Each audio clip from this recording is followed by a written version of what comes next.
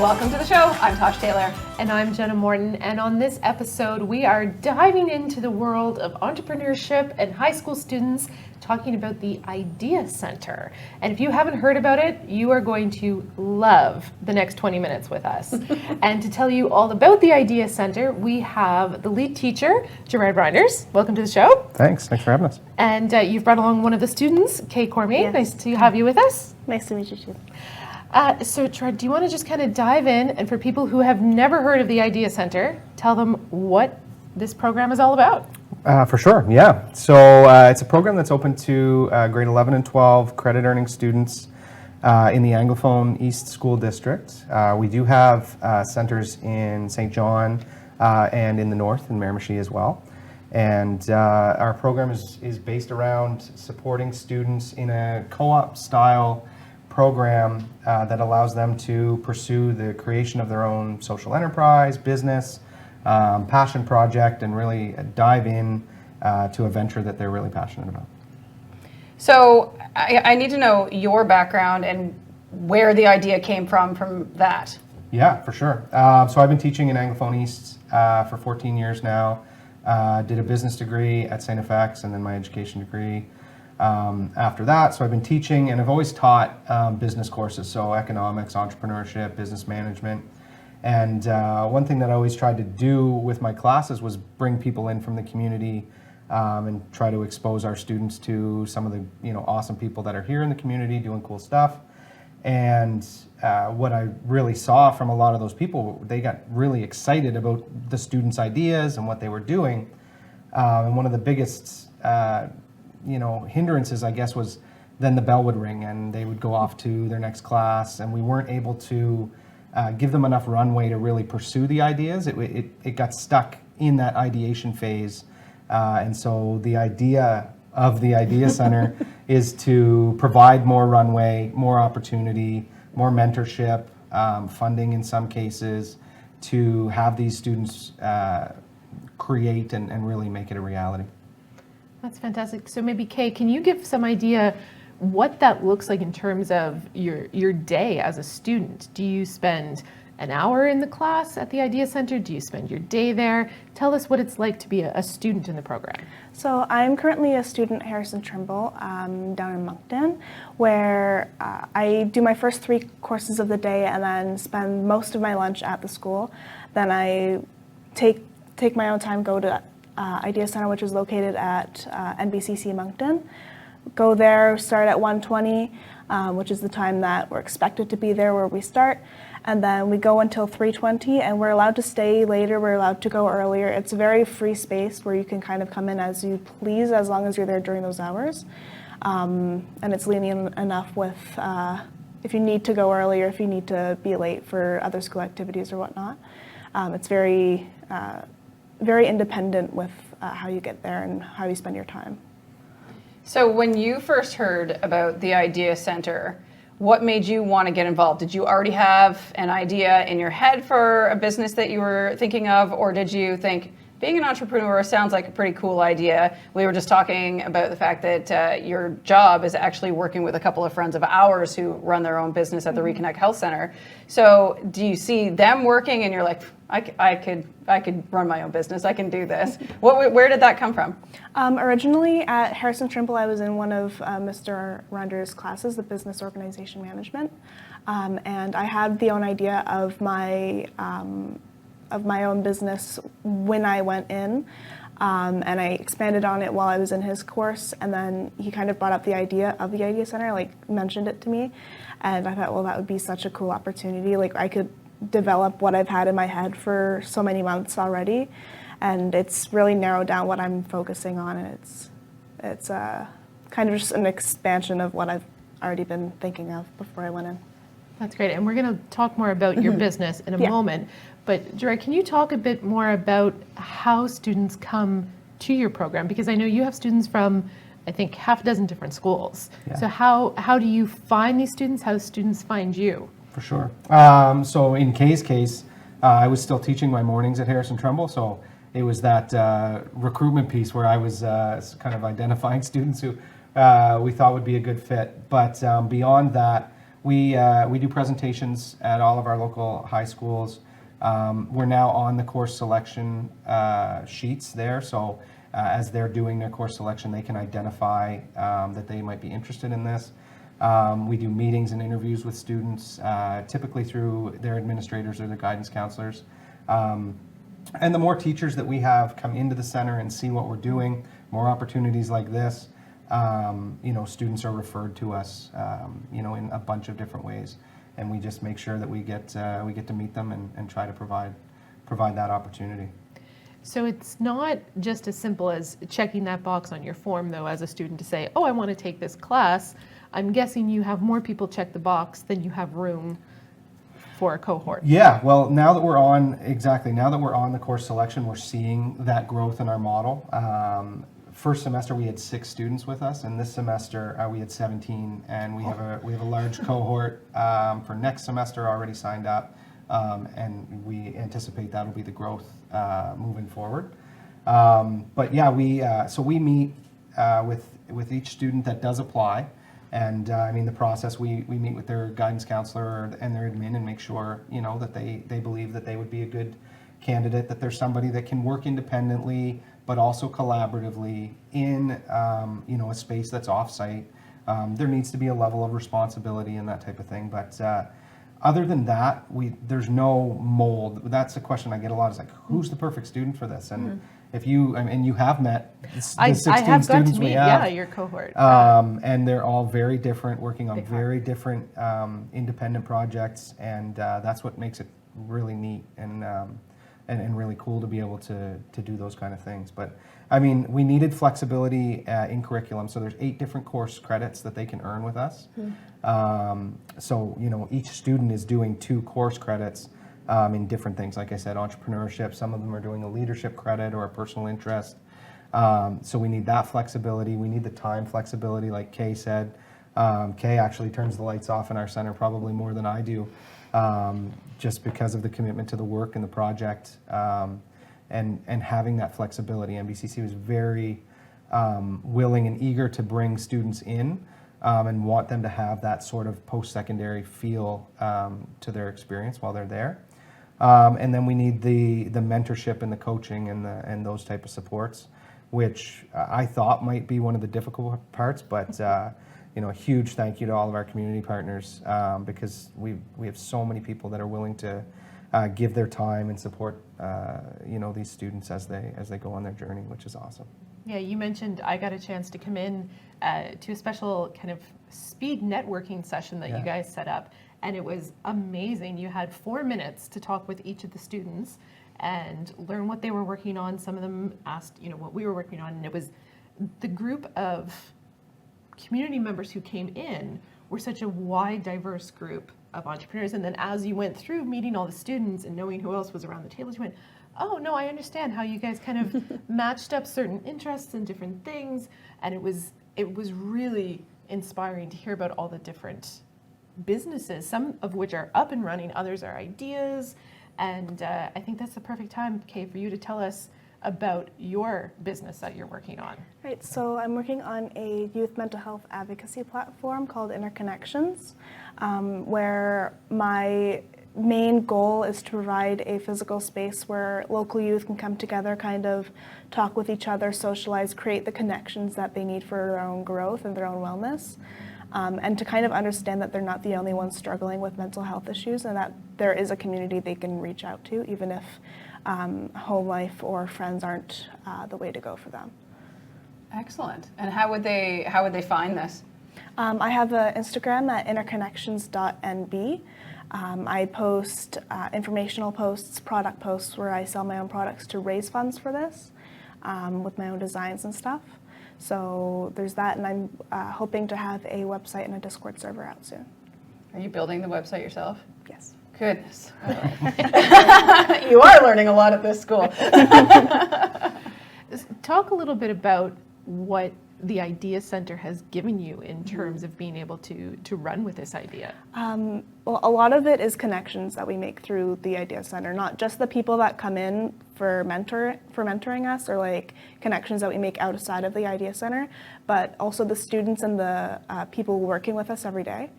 Like there are students that give me ideas, help me to kind of work on what I'm doing with someone else's perspective. And like Mr. Reinders has been there almost every day that I've been there, the 2 semesters that I've taken this course. And he's helped me throughout all the stuff that I've done, and like the other teachers, other staff members there, like just have your best interests at heart, and they make sure that they help you any way they can, which is not what you would get if you're in a school. Right. And of course you don't get the time if you're in regular school days either. Can you talk a little bit about the kind of magic that happens with bringing together students with various backgrounds from different schools with different ideas and having them all working together? Yeah, well, it certainly is magic, and I'm not sure we have been able to carry it in a bottle yet, but you know, we bring everybody in who's really excited or passionate about something, and I think it's not competitive because they're doing so many different things, but they just raise the level of one another. And from day one, we really focus on creating an inclusive and supportive environment. One of the first things we say is that we're going to give feedback and we're going to receive feedback. And they, to Kay's point, really do a good job of asking one another to be honest and open with each other. And you get a diverse perspective that way. So that's super important. And you know, with me being there as the teacher, we've got to highlight that there's other staff there as well. So formerly 3+, now the Regional Service Commission, they support us with a youth development officer who is there every day as well, whose role is to support students, but also find other networking opportunities, events, connections for us. And then our youth experiential learning coordinator for the district works out of our space a lot as well. So, with a group of 16 students, they often have 2, 3, sometimes 4, 5, 6 adults in the room who are always there to kind of support and promote what they're doing. By no means, though, are any of us the experts on most of what they're doing. It's, in some ways, my role is a cheerleader. Sometimes it's a critic. Sometimes it's a reach out to somebody else. It's different each day. Some days it's messy, and some days it runs really well, and it's always a work in progress and something that we're just we're willing to let be a little bit more flexible and make it happen. Is there a prerequisite? Do they have to have an idea in mind for a business or a nonprofit or whatever it may be before they get accepted into the class? Nope. We've had lots of students who come in and they, when we interview them, we'll ask them, what do you do? What do you care about? Tell me about your sort of thoughts on our community. Are you passionate about something? What do you do in your spare time? And a lot of times it comes from that. And Kay's a perfect example of that. It's a caring for community that often drives what happens in their venture or their business. And so we do have students who come in and they have some of them have a fully functioning business before they get to us, and we help develop that or grow, help them with their growth model. But others come in and just know that they're not happy with something that's happening in their school or their community. They recognize an issue and they just want to work towards it. And not only is our starting point varied, where we finish and how and where they go after our program is very different as well. It's not a set kind of step-by-step model by any means. Which I think is really fantastic Yes. and fabulous. I could have used that a lot. Like I could use it now. Now, still.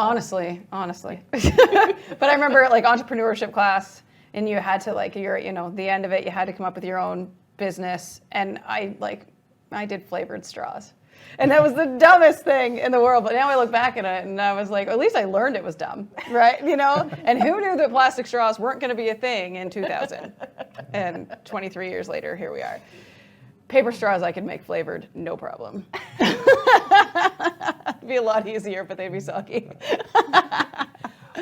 while we have a few moments, let's talk about a few of the ideas. I know we can't highlight Yeah. all of the ideas, but what are some of the different ideas that have come through the program? It's like I said, it's really diverse. We've had a number of photographers who have been really successful. 2 in this cohort who are, running fully functioning businesses. We had Nick Poirier, who was with us a few years ago, who was a wildlife photographer. Pivoted his career path, went to Holland College to do conservation tech. Everything he does is really around supporting and conservation. And he was actually published in Canadian Geographic, amongst many other things. We've had a number of students work in sort of music or videography as well. We have a couple of artists that are verified now on Spotify. We had one of our students who signed a licensing contract with a big producer. We've had some really successful social enterprises like Kay.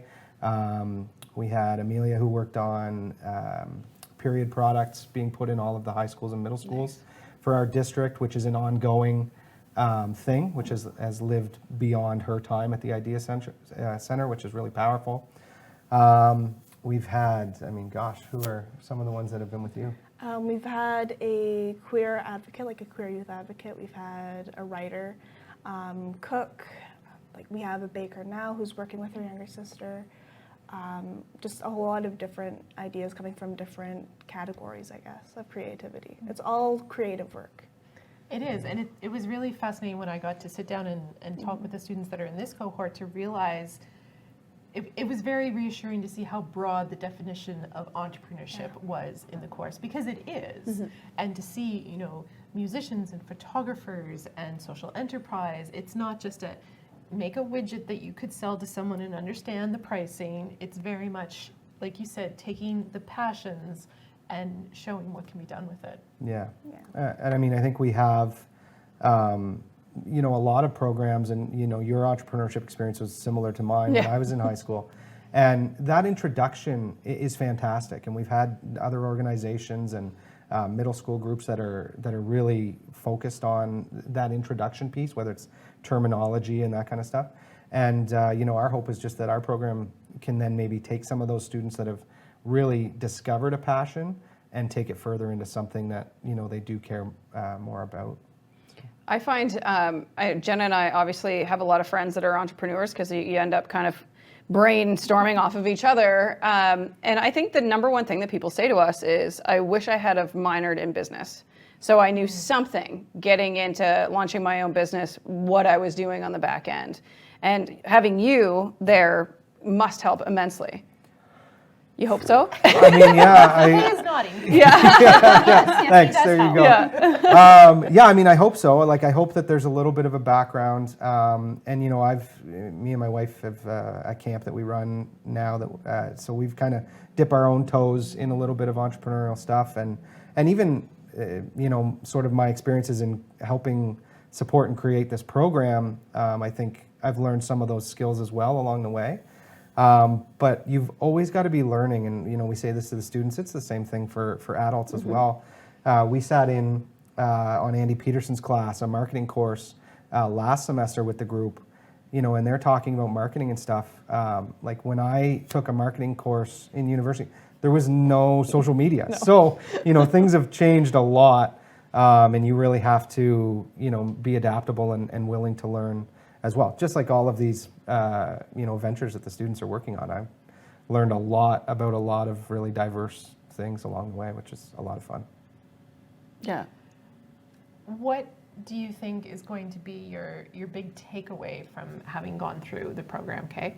I think it really helped me to build the skills that I need in the future if I were to choose to build another brand, or if I were to start another business, because you not only have your own time to work on your own stuff, but you get people coming in to show you how to do things, to explain to you what different things about business mean. You have people with you who have experience in business all the time, and just the knowledge that you'll take from it, from other people teaching you and other people showing you how to do something and being there with you as you do it, that'll stick with, I think, almost everyone that goes to Idea Center. What is the grade level? Can they start in grade 9? Currently, under the current model, they need to be credit earning, so grade Right. 11 and 12. But there are changes coming in how the credits are earned in our province, I guess. So there may be opportunities for them to join us earlier.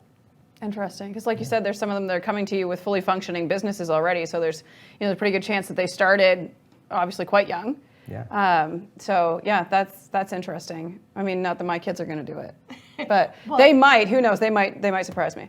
But I love the fact when I was coming to spend the day with you guys, I mentioned it to my kids on the way to school, and my daughter, who's in grade 6, has been in the middle school for 2 years where we are, was like, oh yeah, the Idea Center, I've heard about that, and so's come around with their stuff that they were selling, and I was like, this is fantastic. And then I got to know more about the program. I'm like, okay, so I want all of you to really think about taking this when the time comes. Good. See, that's what we need. We need that recruitment pitch all the time in our houses. And I think if I can add to like what the takeaway for the students is, I think it's a level of confidence. And we were talking about that when we were out front, and I said to Kay, I said, would you have ever done this a year ago? And I think your answer was no. Right? So yeah, that's I think part of the thing that maybe makes me the most proud is seeing how far they come in that confidence that is going to take them in all kinds of different directions, but the ability to stand up and speak and in many cases advocate for their peers is really important.